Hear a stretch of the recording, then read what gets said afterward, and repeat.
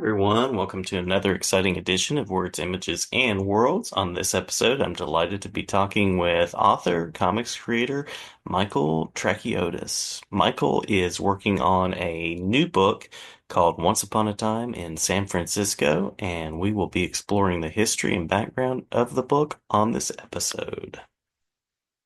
So we were just talking about what got you into comics, and it sounds like cartoons are part of that. Johnny Quest, which I just started rewatching last night on Amazon.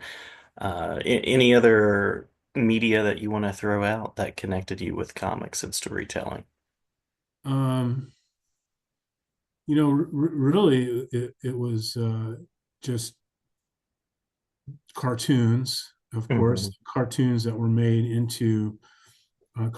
made from comic book characters. So there's, a lot of the Marvel and the DC comic book characters were always fascinating. But the reason I like Johnny Quest so much is that he was just sort of like an ordinary kid.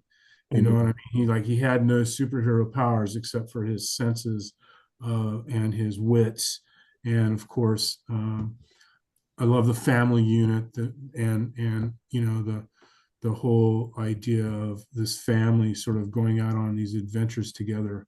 Um, so so from a storytelling standpoint, everything for me was that. And then I also used to build a lot of models. Hmm. So Hmm. so there's always a story behind every model. I love the Frankenstein, the Wolfman, all of these characters. But I also was fascinated by airplanes and jets close to World War II, and Vietnam hadn't really picked up yet. Um, so I had this huge collection of army men and planes and access to firecrackers and so my stories were really just reinventions of stories that I might like if I saw Johnny Quest and I was you know what a story that he might have had in his show. I'd sort of, I don't know, move that out into the yard where I'd make my own adventure with army soldiers and planes and stuff like that. Hmm. And so and then also cartoons, so cartoons and comics, that is. Of course you have the newspaper comics, but then once I started to find comic books, I was totally enveloped in the books, the visual storytelling. um, well, not in many instances, not a lot of dialogue, not a lot of description, just you're just moving from scene to scene very quickly. And so the visual aspect of storytelling on paper is what I loved about comics. And, I wasn't diagnosed then, but later on in life, I was diagnosed with ADHD. Hmm. And I mean, actually, I had learning disabilities growing up with learning disabilities, but I didn't know it. And I was a straight A student. So, no one would put it together. But for me, like the visual storytelling of the comic books, it really related. I really was able to relate to that. So, um, and then throughout my life, I've always been a storyteller. I was doing a lot of art. Once I learned perspective, which I self-taught artist, I started to do fine art and caricatures and portraits and a lot of things as a kid. And then when I got to college, I started off as an English major. So I was enveloped in literature. Hmm. I moved to journalism and then eventually ended up in advertising and public relations. Hmm. At my school, that department was in the journalism school. So, um, so, store. I mean, if you don't read or study literature, you're missing out on storytelling and how to tell stories. And I think that's really what sort of enhanced my whole idea of just wanting to tell stories. And then so I did that, and I had some articles published as a writer, but then I moved into graphic design. I moved into television production, radio production, And then took the storytelling to the commercial side in advertising, public relations, graphic design, special events, promotions. I was 23 and I had a full on ad agency. And I was producing ads and writing, but I was also writing all the copy, writing all the scripts, and all the ideas were my ideas. So we were whatever special event or promotion we were doing, that came from, Genesis from me. And so, and then even when I got into corporate America and was working in sales and marketing, it's all, and advertising, it's all about it's all about the story. And in every story, you have a beginning, a middle, and an end. In journalism, we call it the hook. What's your opening line? How are you going to draw someone into your story? And then, like I said, a beginning and a middle and an end. And then you have allies and enemies, and you have Hmm. all these things. But you learn that. I learned that in, all the way back as a kid in comics, because, right, like, hey, if all Superman did was go around and rescue people, which is cool, don't get me wrong, but without a villain, right? Without someone trying to fight him. And so we need that conflict. And then, of course, life brings in through a lot of conflict. And I'm also was a musician. And again, when you orchestrate a song, when you write a song and orchestrate a song, it's no different than when you're orchestrating or writing for a comic book or creating a comic book or a film or what have you. There's crescendos, there's Hmm. slow moments, there's reflective, there's all these things. So for me, it's really just that broad base of all of those uh, life events and life avocations that help me in storytelling. Being in sales, believe it or not, is a great way to learn how to tell a story, because essentially, oftentimes you're meeting someone for a first time. And Hmm. so if you don't have a great story, no matter what it is you're trying to sell, um, you don't make a sale. And so I think salespeople are excellent storytellers as long as they're not telling lies. Um, Right. right? Like politicians, again, are storytellers. So it's around us everywhere. Ancient, you go back 25,000 years and you look at a cave painting, and what's the story, right? Well, there's a story there. I mean, if you think about it, it's the wall of a cave could be a page in a comic book. Hmm. Um, and it's it's it's interesting. And then I taught I got my degree at the Academy of Art University. Well, I have three degrees: journalism, cinema, focus on screenwriting, and then MFA in producing and directing. Um, and when you get an MFA, it's sort of, again, you're enveloped in history, you're enveloped in art history, in philosophy, in culture, in events, past, present, and even future. And you start seeing the interlink Hmm. between philosophy and art um, in the Baroque period, for example, right? Or the Enlightenment period, art, music, and philosophy and sociology. And so I think really, that's what storytelling is the blending of all these elements of who we are and putting them into a format that hopefully draws in readers. So um, I mean, I've read so many books. I mean, at one point in time, I figured I've read all of the great authors and even renowned ones, but I can't really think of any particular one in a moment, right? Like, Hmm.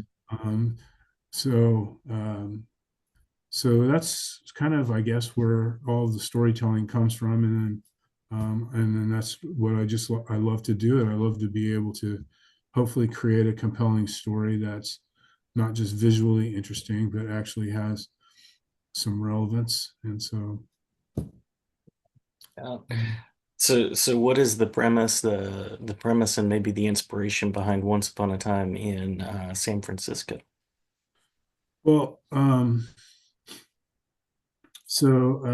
obviously, film director, screenwriter, producer. Hmm. I have obviously a love for cinema, And the last film that really was made about San Francisco, and in particular 1906 and the 1906 earthquake, was San Francisco with Clark Gable, which was 1938 or 1939. Since then, yeah, there's been a lot of movies and a lot of TV shows that all have sort take place in San Francisco. Not so many anymore, but there hasn't been a film or a story about 1906 San Francisco in a cinematic format. There Mhm. have been a few documentaries, and being from San Francisco and just loving the history of where I am, I wanted to create a story that takes place um, right before, during, and after the earthquake in 1906. And so um, I did like 4 years of research. I got to read Jack London's, for example, Jack London's original diary, his own words, his own handwriting about what happened, because he came here right after the earthquake and went around the city and wrote a diary with his wife, Charmine, who also wrote her own diary. And she was an accomplished writer and artist as well. And she had little sketches. And so, so once I started digging into the research, it really drew me in. And then, but then I had to, so the inspiration was both that there really hadn't been a film take about that period of time, and since the mid 1930s, and I love stories, action, adventure, thriller films that are also have historical um, a historical reference. Mhm. So, for example, Gladiator Mhm. is Mhm. great film, and it's essentially it's a revenge movie, right? That Yeah. takes place, In fact, every movie is just about a revenge movie. Every story A is about lot of them revenge. are. Yeah. Yes. Um, and so, but then the other thing that really got me interested in making this film is how Sergio Leone had made Once Upon a Time in the West, which is basically 1880s, and then he made Once Upon a Time in America, which was uh, begins in the 19, during the Depression, late 1930s. And so Mhm. there's like a 50-year gap between his two historical movies. And then, of course, in Once Upon America, he does kind of jump ahead to the 60s. So he sort Yeah. of hits those. So um, I thought, wow, this would be a perfect segue, or a perfect fit in that historical sequence, because I think if Sergio Leone was still alive and wanted to make another movie in this sort of pantheon of telling the story of America, that would be his next time period. And Mhm. so that was another reason why I chose the 1906.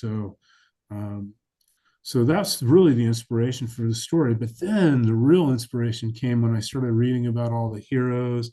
I started reading about all these people, life, death, celebrities, the effects of the fire, and the earthquake, and everything. And I started to find real people who have stories that I was able to draw upon, both to um, embellish or create new characters, and then also actually have these real people in the film as well, because um, it's actually kind of cool if you can write a story and there's people that actually lived in the story that you're telling, and that you can Mhm. actually use them as characters.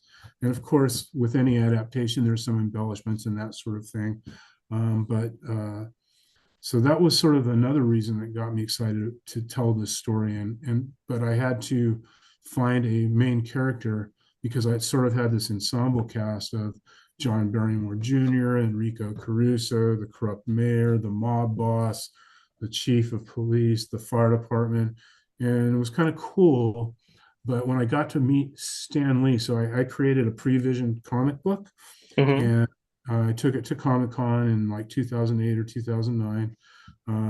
Actually got some press coverage going around and distributing that. And then I actually got to meet Stan Lee.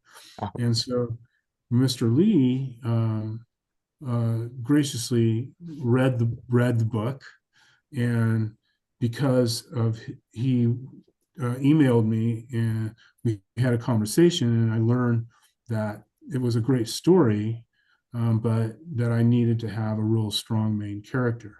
Mhm. So, and being a fan of action, adventure, thriller, martial arts films, I was like, well, okay. And then I went back and did research, and I found these articles that were written in the local paper about this vigilante. And this is like in 1906 with a mask, who was going around essentially assassinating the Tong hatchet men, because the Barbary Coast, San Francisco Barbary Coast, was run by the corrupt government, who and the Tong hatchet men gangs, or the Chinese secret societies that had these Tong hatchet men that were going around enforcing their rules and regulations and kidnapping young girls. And the sex trafficking is a huge part of this backstory, because the main character's sister is kidnapped by the Tong hatchet men. And he knows, everyone knows, like a 14-year-old girl being kidnapped by these child thieves was not going to end up good for the kid. Right. And so that's when I introduced the main character into the story of, it's essentially a search and rescue mission, and the brother has to navigate through the debaucherous back alleys of the San Francisco Barbary Coast, and he has the encounters with the Tong hatchet man, who he needs to question in order to find out where his sister is.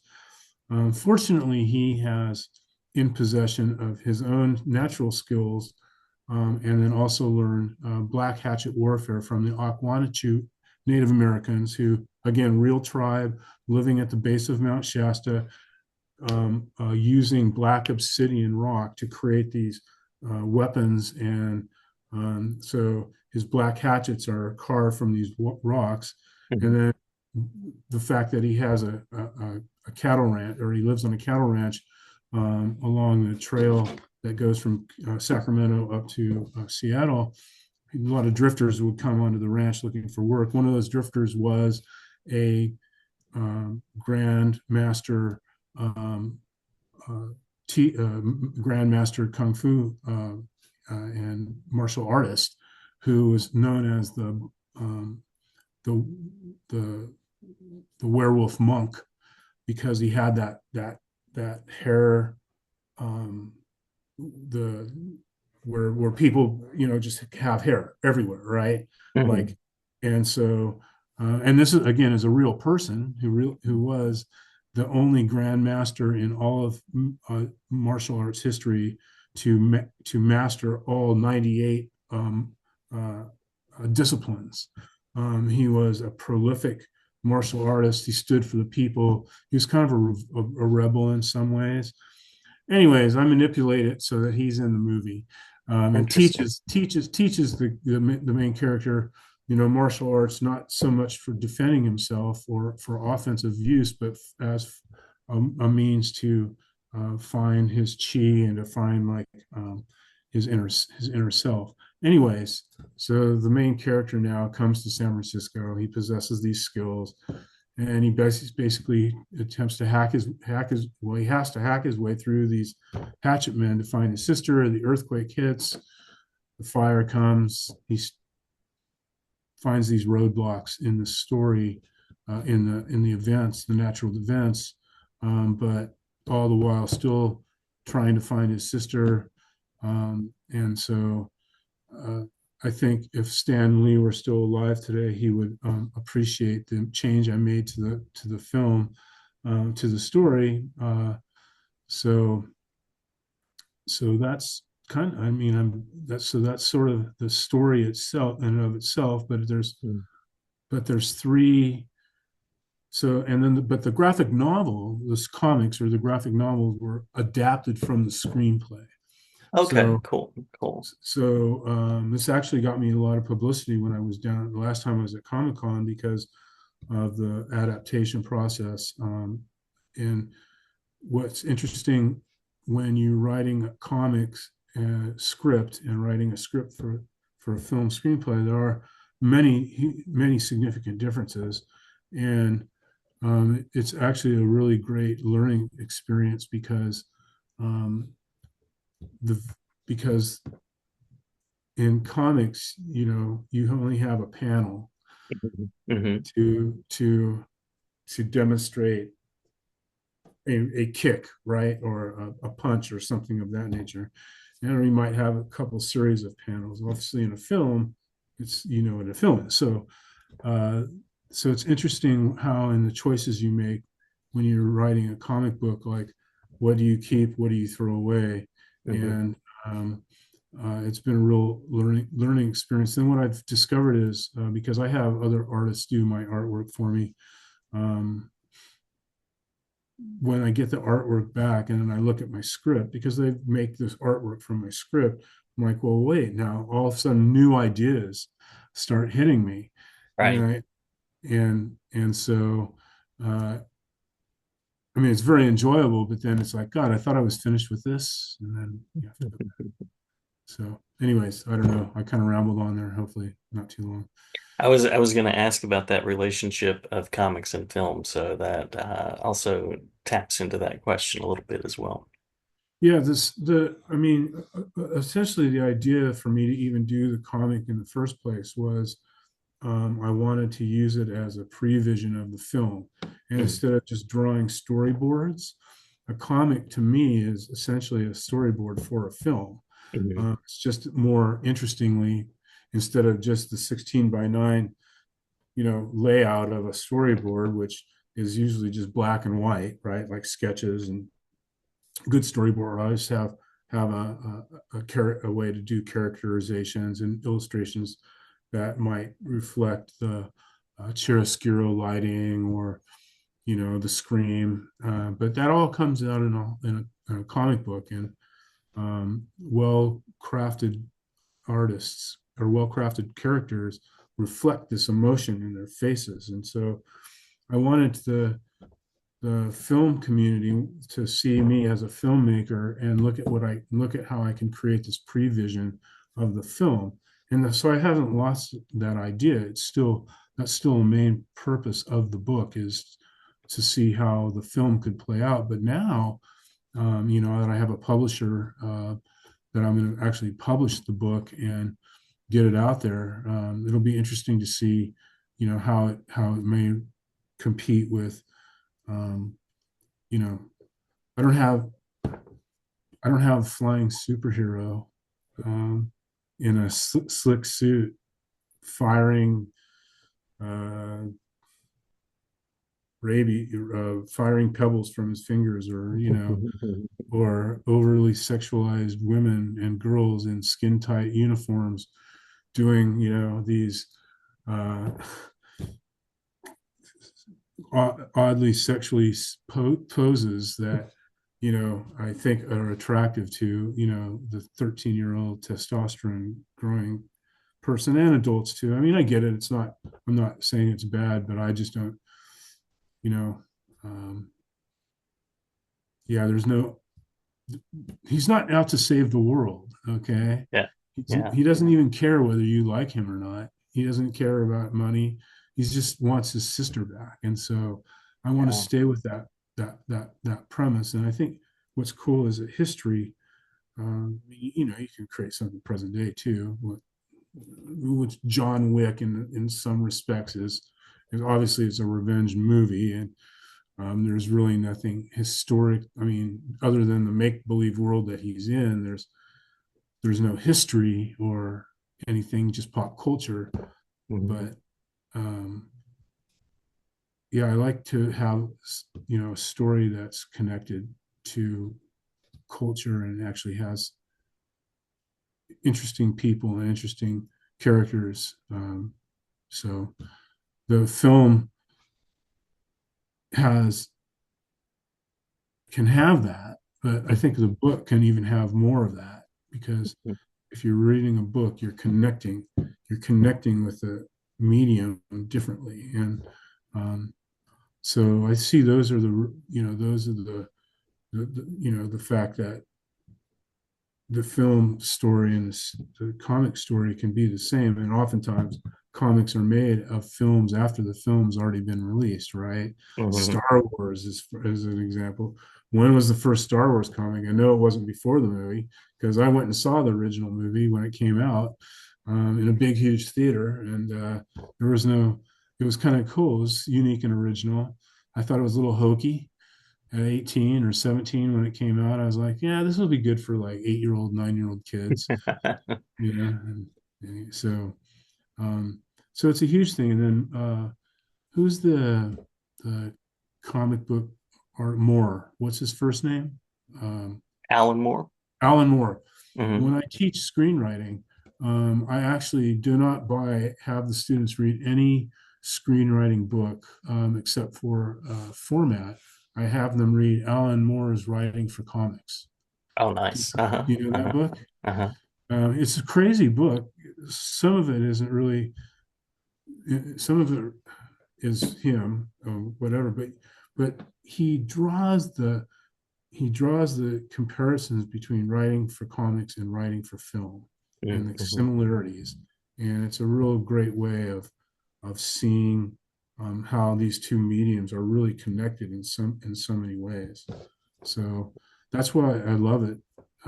The comics give me a chance to make a film without having to spend $100 million or more, and it gives me a chance to shoot some scenes, and like and like anything else, and I'm sure you're the same way. When you do something creatively and you put it down and you walk away and you say you're done, then you go Hmm. back and you're like, There's man, more. there's more. When a film, oftentimes the finality of the film is that's it, right? Like unless you shot it during the period of time when you're making the film, you're not going to be making many changes. So Hmm. um, the comic book actually gives you that opportunity to be like, you know what? I think this would be better. And until it's published, of course. Hmm. If I'm a listener out there, as we're coming down to our final question, is there a particular place that I should go to support the book, to support your work and to find out more?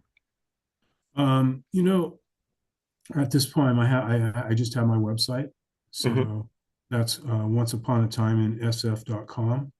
Um, and and then also on social media, I have a lot of posts that I make place. And then, but once the book is published, the publisher will be promoting the book, and then of course I'll be promoting the book as well, and I'll share that with you, of course. But yeah, just the website would be great, and then yeah, just visit the website. Yeah, yeah. All I can say, really.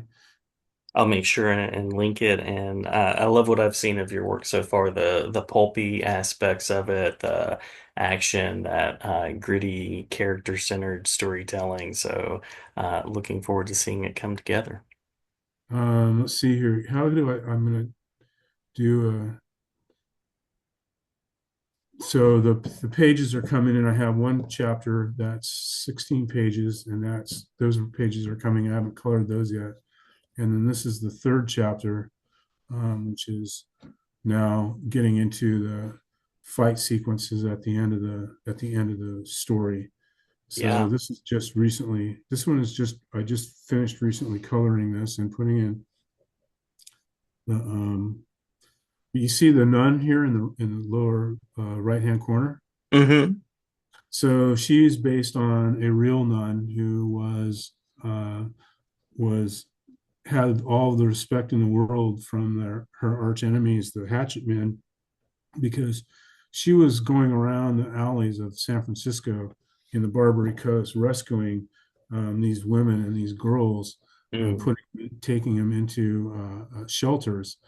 And she literally would stand toe to toe with the Hatchet Men, and she she never wavered one single time. And so she was like she was, I mean, again, a real person. And Mhm. I've made some alterations to the character. But anyway, so yeah, this is the gory stuff, the pulpy, the real gory pulpy stuff that's going to start hitting for both stories. So yeah, Yeah. Yeah. I saw that on your Instagram earlier, so glad to on share the about the website. book. Mhm. Yeah. So I just want to say thank you. Absolutely. I was blowing a lot of air, so hopefully I didn't put anybody to sleep. No, And no, it's good stuff, and uh, really curious about the perspectives you had on the forum, so I'm glad you went there.